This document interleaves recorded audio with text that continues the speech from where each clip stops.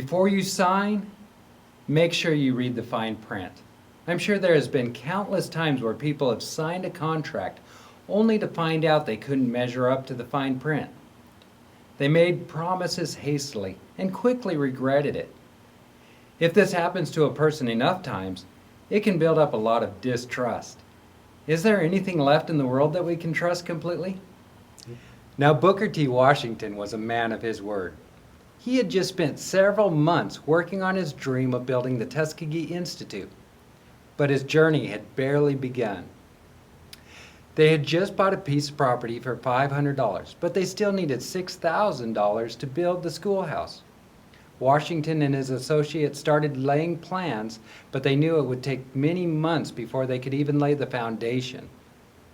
But that's when a local sawmill owner approached Washington and said, "I'm willing to deliver all the lumber you need to the new property and wait for the payment with no guarantee except your promise." Washington couldn't believe it. He said, "You don't understand. We're totally broke." But the man still insisted. Because of Washington's past faithfulness, he was willing to trust him.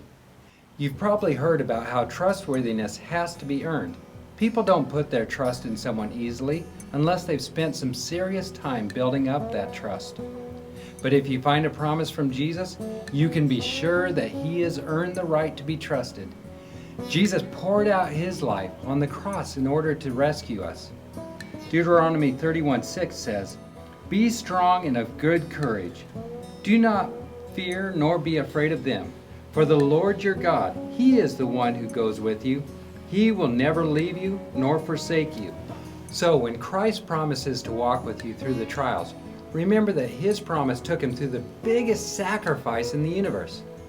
Friend, grab onto Jesus' promise and never let go.